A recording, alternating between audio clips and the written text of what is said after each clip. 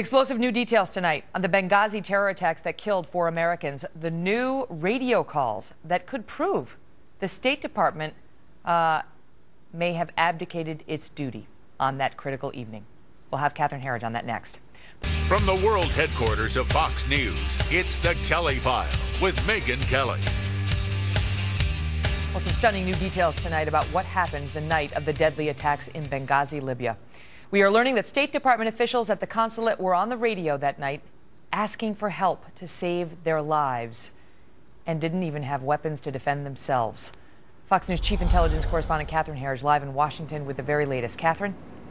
Well, thank you, Megyn. Lawmakers were told that these State Department employees really understood that they were in a death trap. And when the attack came on 9/11, they picked up the radio to the CIA personnel at the annex. And according to our source who's familiar with the testimony, they began pleading for their lives, that the annex needed to send a team immediately or they were all going to die. And when that team arrived from the CIA annex, what they found were State Department employees. Some of them did not have guns, and one of the group had hidden inside the consulate to save his life.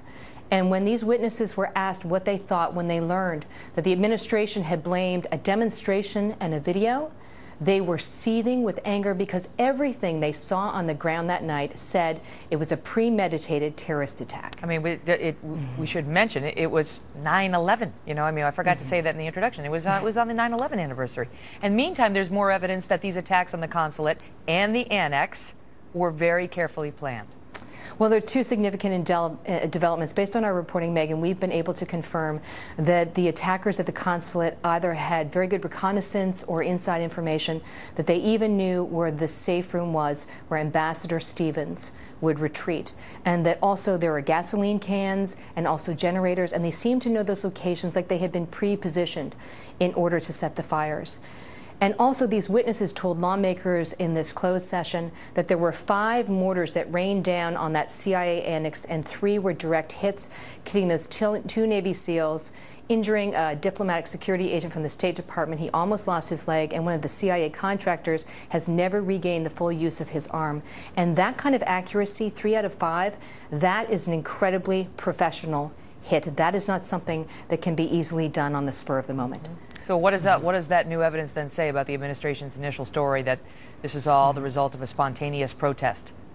Well, one lawmaker said, based on what they heard in this classified session, that these explanations were completely indefensible, and these witnesses are the first people they've heard from who were on the ground at the annex and also at the consulate, and they say everything pointed to something that was premeditated, and that was known virtually immediately.